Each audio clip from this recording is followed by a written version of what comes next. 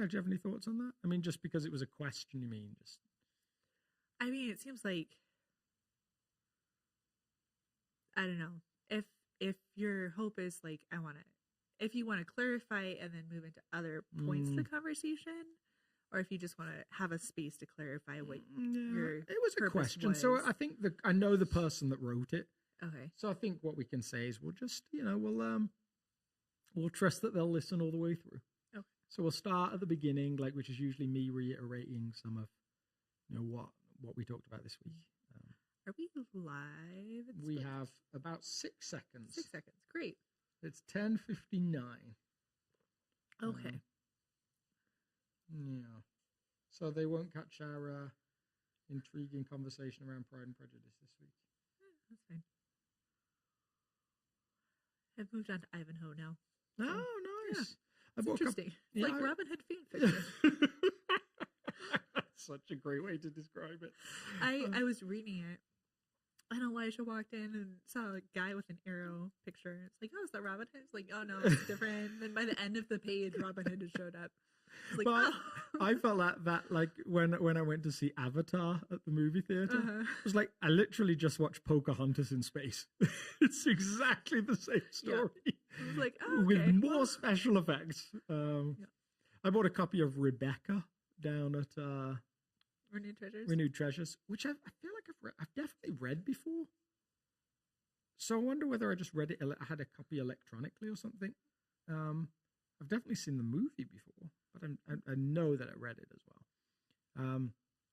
But that's one of those novels that I could actually just read again. Mm. There's a few, like Remains of the Day, I've read more times than I can count. I love that thing. Just go back and forth. Well, I think we're live. Yeah, and you caught us in another literature conversation. Jessica, it's a pleasure to have you here with us. Aaron is somewhere, I think in Minnesota. Yeah. Yep. He went for his mum's birthday and he mentioned it, I think, when was it? He mentioned it like 2 months ago and I think kind of expected me to remember. I'm like, I struggle to remember my mum's birthday, let alone your mum's birthday. Yeah. So I'm here instead. But you're here instead. Yep. And that's delightful always. So thank you for jumping in with us. And this week, so I have to now think for a moment like Aaron, because usually I just ramble and he holds everything together and, that's his gift to the world.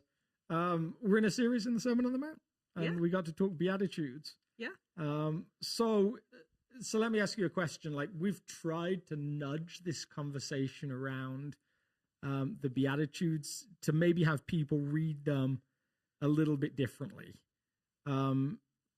When you've wrestled with the Beatitudes, how have you wrestled with them? And maybe even give a reminder of what the Beatitudes are for people that haven't caught up with that. Yeah, actually, let me read it really quick because I brought a Bible today. If I can find the right passage in a timely manner. Huh?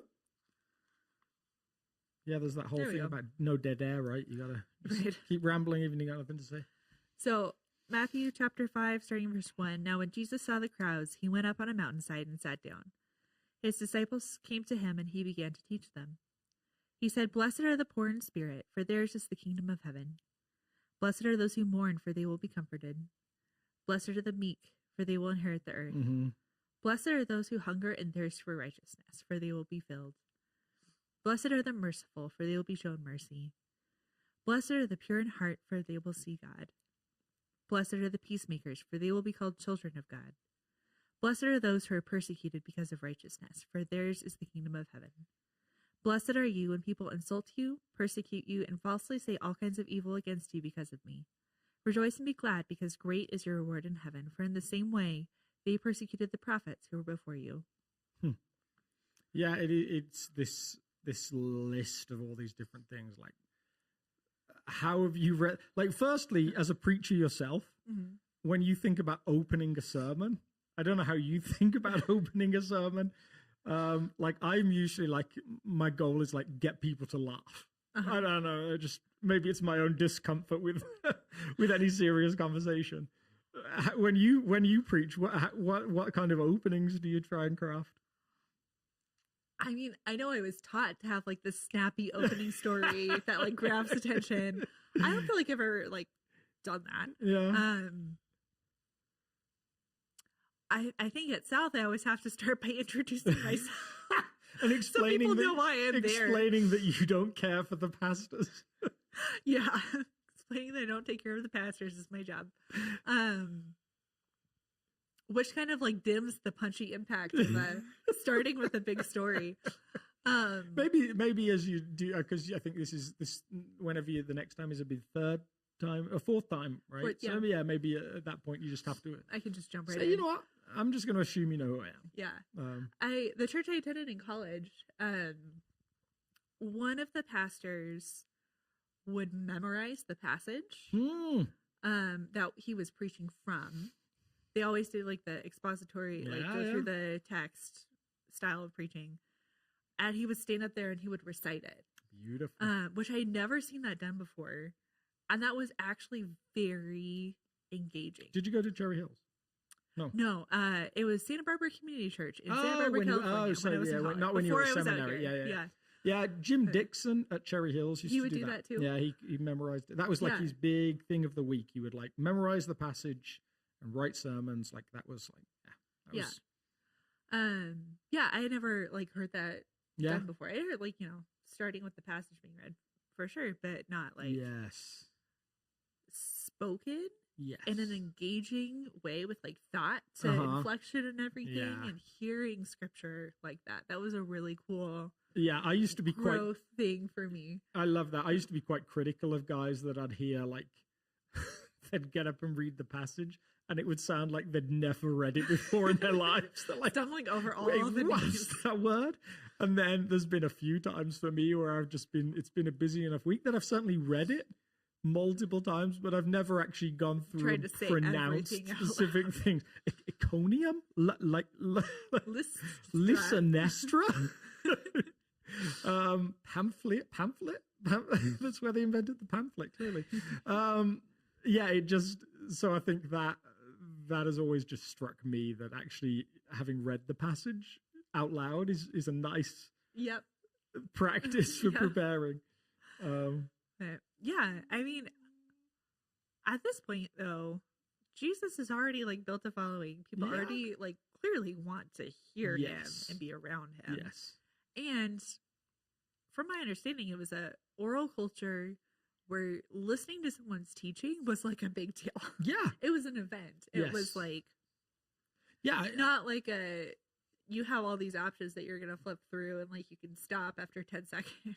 Yeah, like totally. People may or may not have already done for us, but he already had that engagement and buy-in. And then I'm sure as he went through, there was just more and more like, is he really saying this? Yes, I think that's got to be the case. Like someone said to me a while back, like, why can't we have like a revival like John Wesley had? Where he would travel from like place to place on horseback, and there were stories about him like using his dad's gravestone as a pulpit and stuff like that, and like people would gather. I'm like, do you think that still works in like 2023, 2022 at the time? Like, I mean, 1770, there's not as much to do. Right. A street preacher was at least good entertainment. Right. With a very different culturally religious approach. Yeah, absolutely. Wesley did, introduce a pretty different approach in Methodism as opposed to the other options at the time.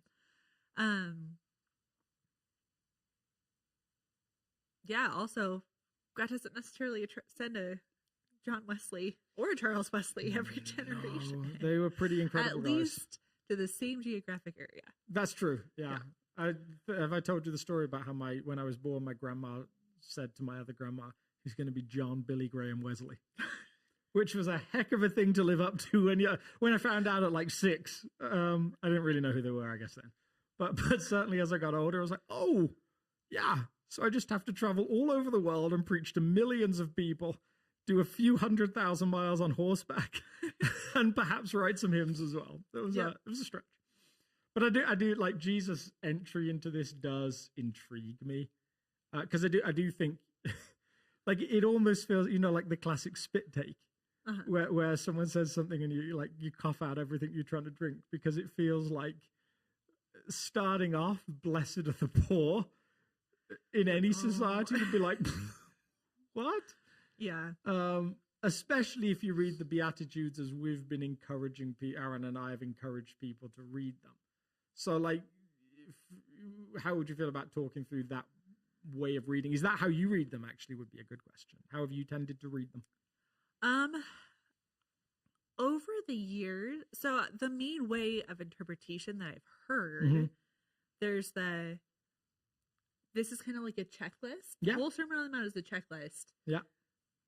Best of luck, but try as hard as you can to do it. And some of them are really hard to do that with. Yeah, like when it says, blessed are the poor, you need to go be poor. Blessed are those who mourn, you need to go mourn. Blessed are those who are meek, you need to go be meek. You need to be salt and light. You need to go get persecuted. You need to literally turn the other cheek. All in on, this is the blueprint. Yeah. I've also heard this is like a really beautiful picture that's unattainable, and Jesus meant to be unattainable because then we know our need for grace. Totally, yeah. Good old Calvin. Like, don't actually go like turn your other cheek when you get slapped in the face. And then we also have the interpretation that we're taking in this series of it's an invitation. Yes, and I think the other one I've heard in the midst that an is illustration of the kingdom is the pathway one. Yeah, like first everyone like the poor in spirit is you get to recognize your need for God, and the mourn is then you realize how much you need God, and then the meek is realize you're powerless to do that. Then you got a hunger and thirst for God's righteousness, and then it leads you all the way there. Yeah. I like for me the wrestling there has been and even the approach we've taken, like all of them, to really feel like you've understood them cognitively, feel like you mental gymnastics a little bit. And so we as a staff had the opportunity a few weeks ago to hear Steve excuse me, recite this from memory. Not just the Beatitudes, but the whole Sermon on the Mount, which was incredible. And I had a moment, I don't remember if it was while we were listening or as we were kind of processing after, but just this thought of like, if you take this as a checklist, so okay, first learn how to be poor and or poor in spirit, and then work on and then work on this, and then work on this, like that's impossible. It feels like it. It feels like it. Probably, like, for all intents and purposes, in your lifetime, it is impossible. Like, there's always going to be like you did super well at like meekness one month, and then you started focusing on like being the light of the world, and then you got like bad at meekness again or something. And then it was followed by it. But is that the intention for this just to be do all the things to be like the ultimate follower of Jesus? And it doesn't seem like that's the heart of it. To just like add more stuff. That feels like it's off base. But it also, like, the interpretation of it's just an illustration and a nice like high bar. It gives you a great out. It really does. But it also doesn't seem like that's how God's teaching and commands in Scripture works. Like, even the law, which extremely difficult, if not impossible, depending on their interpretation, for God's people to follow by themselves, which is why there were sacrifices built into it. Like, he knew that we would fail. He knew that there was an ultimate fulfillment in himself. But he still expected them to like do it. That seems like that was definitely the expectation. So, there's the tension of, is this supposed to be like, okay, well, you just gotta like pull your be a better person and or Christian, and like this is the be pathway to Jesus likeness, or don't worry about it, just like repent more, like you'll be good. It's neither and or both in a little bit, without like a specific yes. And this is the exact answer. It's kind of this nebulous, mysterious, but this is still the way. Mm-hmm. And I think for me, the encouragement for me has been those points where I find it difficult and I want to resist. Mm-hmm. Why? Yeah. Like, what is the resistance or attraction to something else that seems so much better or worthwhile or a better way to live? Yeah. Like, blessed are those who mourn. I feel like I do an okay job of mourning. Now, I didn't used to, but like okay job of experiencing those emotions and mourning for and with those who mourn. Yes. Like 100% perfect, probably not, but like, okay. Yeah. I do it. Yeah. I let myself feel my feelings. I encourage other people to feel their feelings and like walk with that with Jesus. That because I only feel positive feelings. I would balance each other out on staff. But there are other things, like if Jesus says, actually go be poor, and we live in a middle class suburb in Colorado, it's like, oh crap, what does that mean? What does that even look like? Like, should we all be homeless? I don't want to. Or like, so you showed the Oregon Ducks briefly after they defeated the Colorado, in your illustration on Sunday. And I'm an Oregon State Beavers fan, so the Ducks are our mortal enemies. And I forgot that when I showed it. It was simply because they beat the Rams. So I was watching from home because I had hurt my back and we couldn't be there. But I reflexively booed when that came on your screen. And then immediately thought, maybe that's how I need to practice loving my enemies. Maybe, I don't know. But I also don't want to because I want them to lose. Yeah, totally. And lose badly and be out of the 25 and like you probably feel not get any money from the Pac-12. You probably feel the same as I do about as I feel about Ohio State. Like I genuinely loathe Ohio State, even the colors. So the practice in my family has been like, if a Pac-12 team is playing for any kind of like big game against anyone else, especially if they're in the SEC, you root for them to win while the Pac-12 is still in existence for a couple more months. Yeah. Unless they're the Oregon Ducks, and then you want them to lose. Yeah, totally. Yeah, regardless like of what it costs. Like, actually, like this is a ridiculous example and extremely low stakes example. Like the only one affected by this is me. Beautifully low stakes. This podcast is here for low stakes. Right, great. Low stakes are a great entry point. But it also feels like a cost. Yeah. To have to let go of that desire for, I guess, justice. Yeah, I don't think you should let go. I don't think that's what God is saying in this. I mean, maybe. Maybe it's what he's saying to you. Some of those moments of like having that like, oh, that might actually be a practical application for me to love my enemies and turn the other cheek and not let this like take up so much space. Yes. But I don't want to. I want to continue like rooting against them as much as I have. But like maybe, again, very low stakes. Maybe that's an opportunity where God wants me to like actually practice this and I'm so intrigued. Like, I'm going to test this by bringing in like Oregon Ducks posters for you in your office and stuff like that, just to see how far God can ask you to commit to this. See what happens when they play against each other after Thanksgiving, and then how I respond after. I love it, that good old rivalry week. I think the thing that for me like pushed me over the edge of the Beatitudes is just a thing to do, because I think like it's really clear, especially in the light of how Jesus teaches, that some of them are now virtues. Like being merciful is something that elsewhere Jesus specifically teaches as a virtue. Yeah. So I can really get on board with some of them are definitely virtues, like especially the bottom four, I would say. And it feels like, and this is the hard part, I think, to ever explain to anyone that's never read the New Testament in Greek, that like you there's almost no punctuation. As you know, there's like everything's capitalized, no spaces. You're just like figuring it out as you go, and that's why Bible translation is so hard. And you it seems though like there's two groups. Like it's 36 words, I think, in the first 4 Beatitudes, 36 in the second 4 Beatitudes. It feels like they kind of grouped the first 4. It's almost got an alliteration to it in Greek. I think it all begins with the same letter. So I think like some of them I can say are virtues, but at the time I wonder whether they were always considered virtues.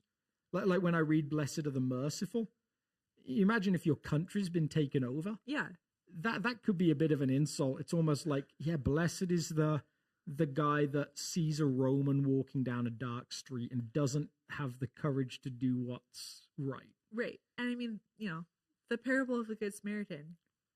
Blessed are the merciful. That's yes, like living the kingdom. It is. In the way of Jesus, with the heart of Jesus. And that was like why would you ask us to do, are you serious? Yeah, totally. So I think, it feels like for some people, the readings weren't necessarily positive in the day. Yeah. But when you read like, blessed are the poor in spirit, and Luke kind of provocatively, he has this different take. He just says, blessed are the poor. Yeah. Blessed are the down and outs. Yeah. To me, like, I started to lose my belief that you could read all of them just as try and do this. Yeah. And maybe like, can we explain to people why Luke is a little different than Matthew? Like, because it feels like they should be the same to me, but they're not, are they? Well, they're not. I think it's Luke 6. Mm-hmm. Good thing I brought my Bible. Yeah, Luke 6, starting in verse 17. He kind of recaps not even all of the Beatitudes that show up in Matthew, but some of them, including, blessed are you who are poor, for yours is the kingdom of God. Blessed are you who hunger now, for you will be satisfied. Blessed are you who weep now, for you will laugh. Blessed are you when people hate you, exclude you and insult you, and reject your name as evil because of the Son of Man. And then he moves on to woes, including woe to you who are rich. Which makes the poor thing like a little bit more. Yeah, it's very. I mean, there are a few interpretations of what's happening here. One interpretation is that these are 2 different sermons happening. Like, Jesus had 3 years of ministry. Yeah. Everything he did, like as John says, is not included in these books. Yeah. He probably said the same things in different ways multiple times. And I think to different people. That even for a Western like person that's grown up in the church with a very strong sense of like Jesus' divinity causes some like conundrums of like, well, shouldn't he have said it the same way every time? Like, shouldn't he have been like so like locked in that he was like, no, it's just this. Yeah. Like, we're getting it really clear. I mean, I think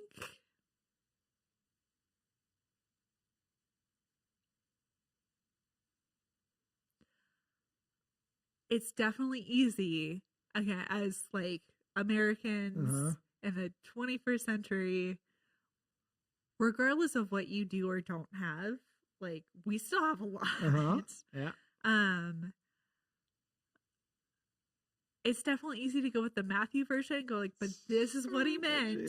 Poor in spirit. It's like that moment. It's like blessed are the poor. What? In spirit. Oh, thank goodness. Yeah. It's like, oh, good. I'm good. Whew. I don't have to sell anything. Dodged a bullet there. More. I don't have to like rethink some stuff. It feels like something I do, like looking at the facial reactions of the crowd. Be like, blessed are the poor. That didn't go down well. Spirit? Like, oh, in spirit. In spirit. Like, sorry. Yay. But Jesus is obviously very intentional. Yeah. And yeah, with the juxtaposition of the poor and the rich, and that also sounds very intentional in Luke. I don't think it necessarily has to be one or the other. I don't think it does. No. I think both are still true. Well, I think what to me it did is it said like, oh, my desire to just say, oh, it's just poor in spirit. Like, oh, clearly that's a virtue. Yeah. Was kind of negated by knowing Luke said equally blessed are the poor. Yeah. And feeling like, well, do I feel like God is asking me to try and become poor? Right. Having been poor before, and it was just as bad as you might imagine. Like, I didn't feel it was like you didn't feel particularly blessed and holy. No, and I think doesn't that, like, to me that speaks to the heart of the Beatitudes in that these are all categories of people that in the day, in the first century, nobody was saying these people were blessed, especially in the top half. Yeah. If you mourned, it's because you weren't blessed. Happy is the man who has lots of kids, who's sitting around a fire, telling stories, watching the generations underneath him flourish. Yeah. Those people are blessed. Yeah. Like if you think of Job, like, which was very much a Brilliant reference story point. for this. Yeah. Like he loses everything, he's mourning, and the response is, well, how did he screw up? Yes. And it's only when he gets everything back at the end of the story, and when he has all of these things at the beginning of the story, that he's counted blessed. Yeah.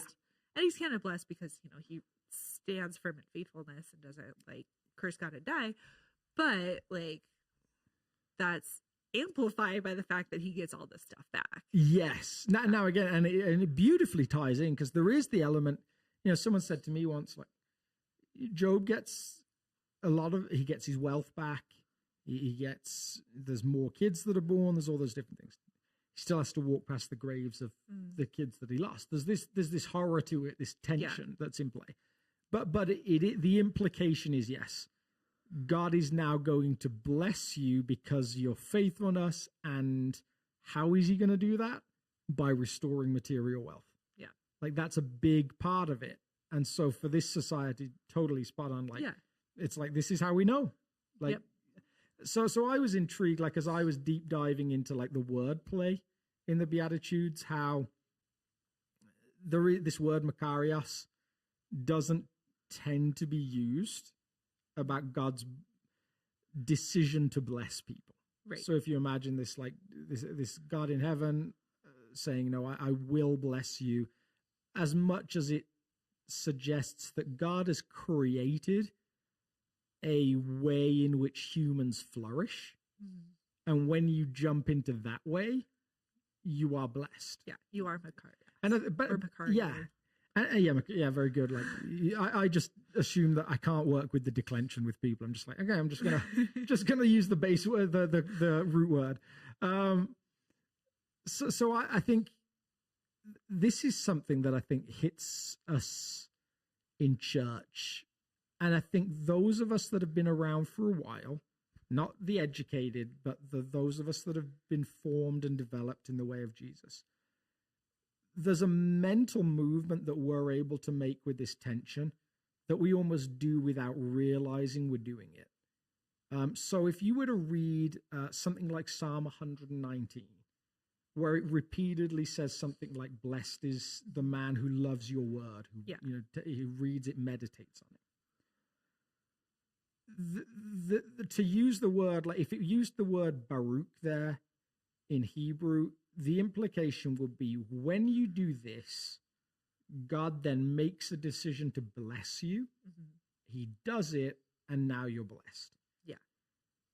And I think we don't actually believe that's what's happening. Even though our language using the word blessed would suggest that's what's happening.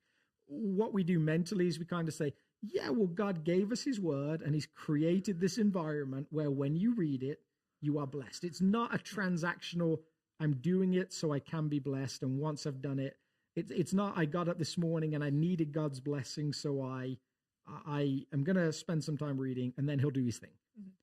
It's more like, and I nearly used this example on Sunday, but I felt like I'd used something really similar for a different sermon in a similar way not long ago. Even though it might have been better here. It's almost like when you think about soil, like I love buying plants, and I'll read the little label and it will say grows best in this kind of soil. Yeah. Grows best in soil that drains well, grows best in full sun, all those different things. And it seems like God has created a way that humans flourish, and says that when you do this, you flourish in life. And that's what Makarios seems to mention. But it still seems surprising, I think, because his implication is, because I'm here, anybody can flourish.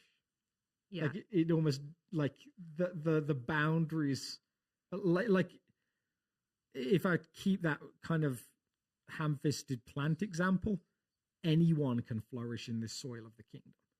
It's quite surprising who it includes. Yeah.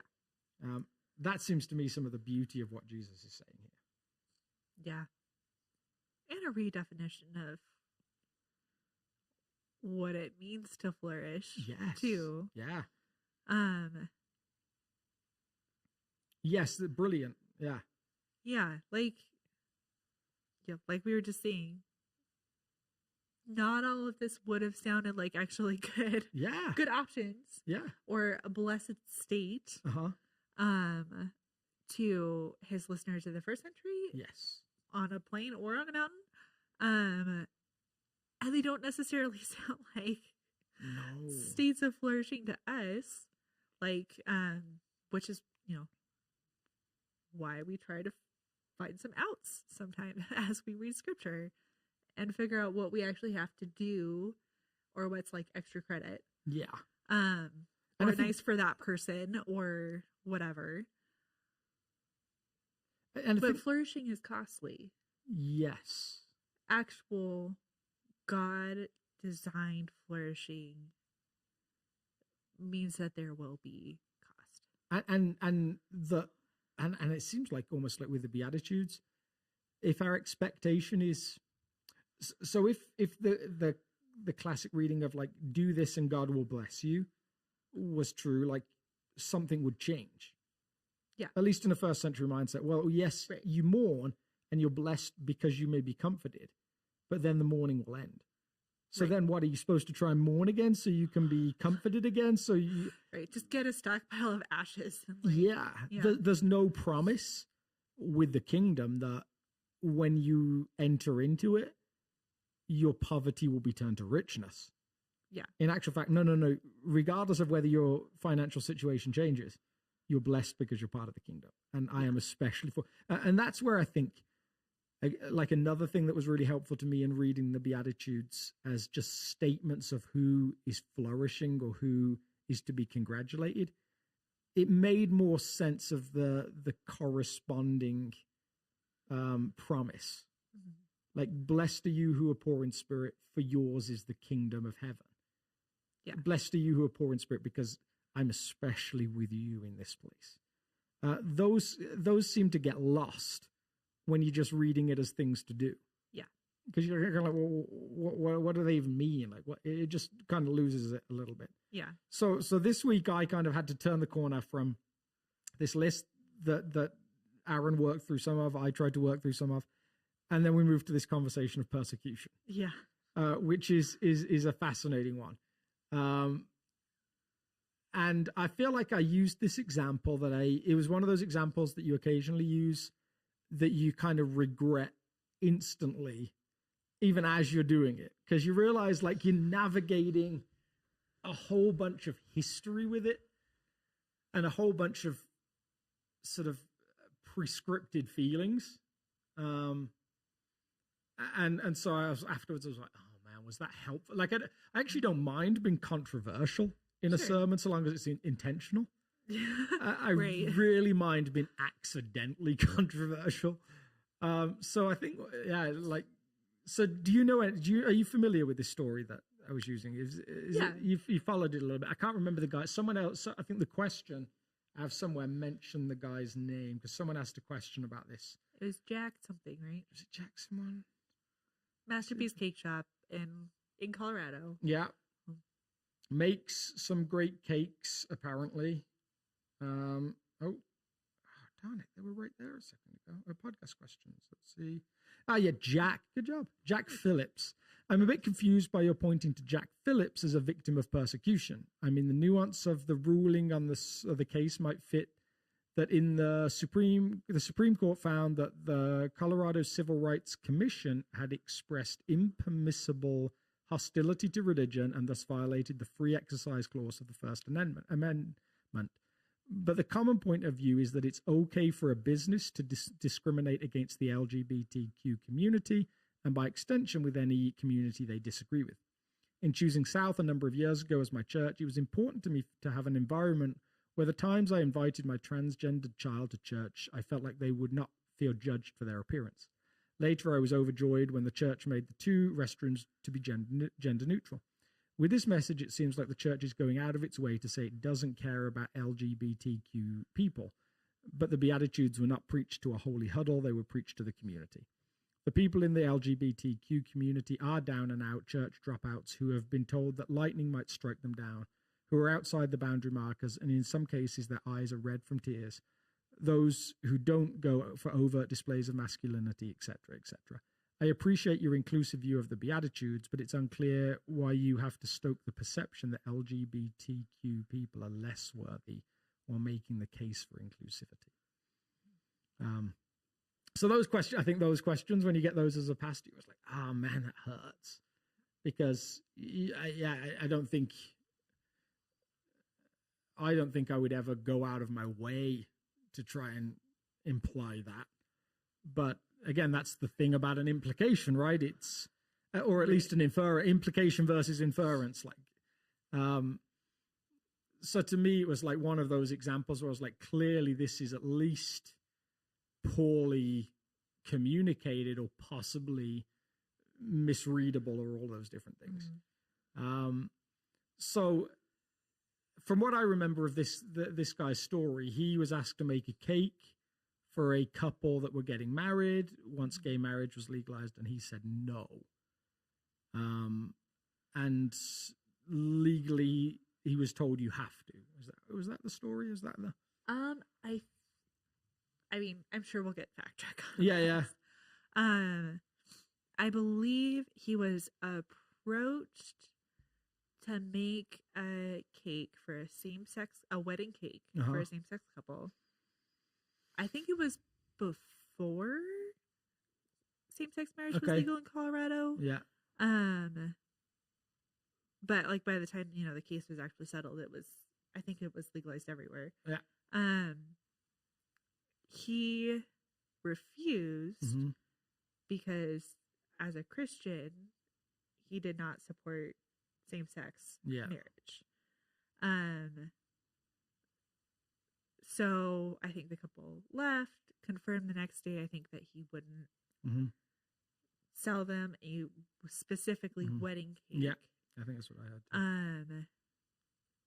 They found a cake somewhere else, but complained that they were being discriminated against on the basis of sexual orientation, which Colorado has anti-discrimination laws that include, among other things, sexual orientation. And I think the argument was because it's a business offering like a public service, essentially, then he was discriminating on the basis of orientation by not agreeing to perform the service because of that reason.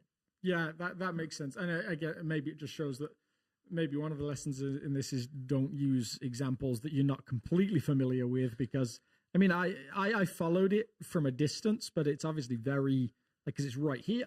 Right. I mean, it's very local. It's Denver metro area. I think so. Yeah. So very close. So I think the hard thing here is because the person writing the question, I completely agree with when Laura and I first talked about planting a church, and then I first started pastoring. Like, we have a family member who's gay. Our goal was we want to create a church where he feels welcome. Like, he could walk in and feel like, no, I can be here and I'm loved and valued. At the same time, and we've talked about this, South tries to hold this grounds of being that welcoming community, but we're actually very self-confessedly not an affirming church. Right. So we don't say that actually that sexuality. We have said over and over again that we see God's original design for humans as being a marriage that's heterosexual, monogamous, covenantal, and permanent. That's the stance that the church overall has taken. Now, the beautiful thing there is we have a whole bunch of people that would say that's not my personal stance, and so we're really saying, can you submit to the church's position, or at least not argue against it publicly? which always has a little bit of a tension to it. Like, that I think that's the best way I could explain it. Does that sound like I've missed something there? I don't think so. Yeah. So again, we're treading on some touchy ground. So I get to end the piece and say that's as close as I can get to navigating us through recognizing that people have different positions, and that actually gets pretty broad. So when I was thinking about doing ordination in the Presbyterian church I was working at, one of the things I struggled with is that they had a doctrine that they believed. They believed in election. So like they believed that God chose who was going to be saved. And I didn't see scripture that way. And so I went to one of the associate pastors and said, I'm just wrestling with ordination because I feel like ordination's like a marriage. You should like agree and all those different things. And he said, well, I don't believe in election. And I said, well, so how did you deal with like the ordination? He said, Alex, I don't agree with everything that any denomination says. Like every denomination have something that I'm like, no, that isn't my stance. Like I love to read. I love to think. I'm a pretty disagreeable person. Like I there's always something. So what I did is I said, can I submit to this? Can I not teach against it during this season? Yeah. And so he said, I said, I can. So this is where I am. I'm submitted to that point of view. And I think that's our stance on marriage. But we also recognize there's people here that would say, yeah, if it was up to me, I would be freer with my definition than that.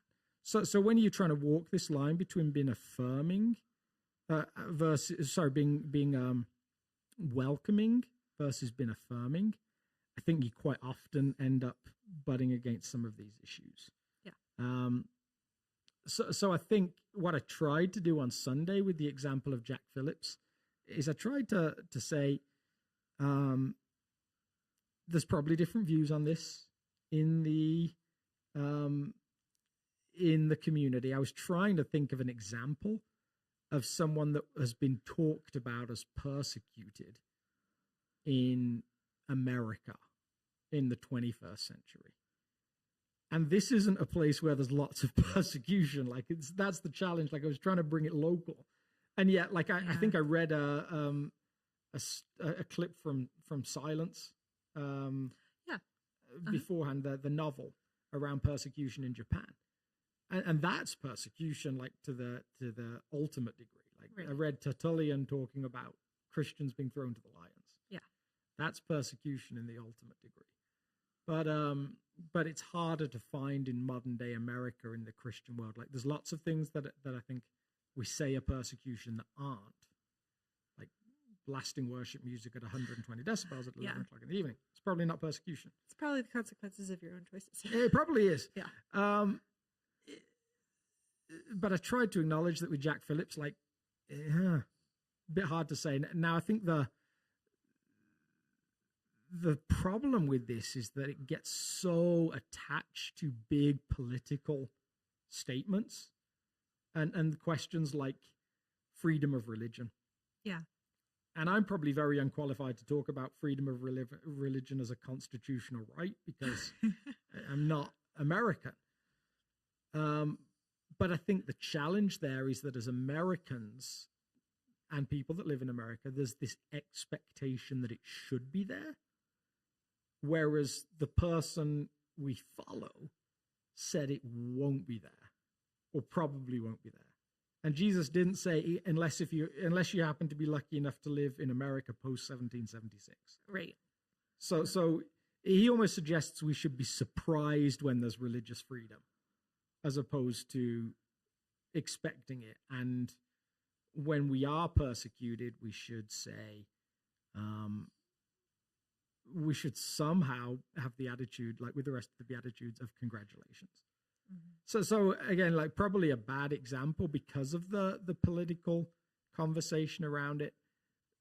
Because to me, the point wasn't really whether Jack Phillips was persecuted or not. It was that he felt like he was, and other people felt like he was. And I was trying to look at this point of view, like when we see that happen or when we feel that's happening, again, right or wrong, very rarely do we say congratulations to ourselves or to the person that we're seeing the persecution in. Right. We usually say, no, like rage against the world. I'm so mad. This shouldn't be happening to me. This shouldn't be happening to them. This is awful. We lean into our but religious freedom conversation. We don't usually say, congratulate, good on you. Like this is the kingdom. Yeah. Because I think, yeah, if I was him, I think I would have just made the cake. And other people would say I absolutely wouldn't made the cake. Right. But then the tension that I find myself in is I wouldn't have done the wedding, but I would have made the cake. And my reasons, I have and maybe there'll be another chance to talk about that, but I have reasons that I've said, no, I won't do a gay wedding. But if anyone I knew and loved was getting married, I would be there for them to support them. But I don't feel like I would do I don't feel like I could do the ceremony. And that's like me, I think, I hope in the same way that Jack Phillips was working through, like, how am I supposed to follow Jesus in this situation that's difficult? So from what you heard of the question, does that feel like I kind of answered it?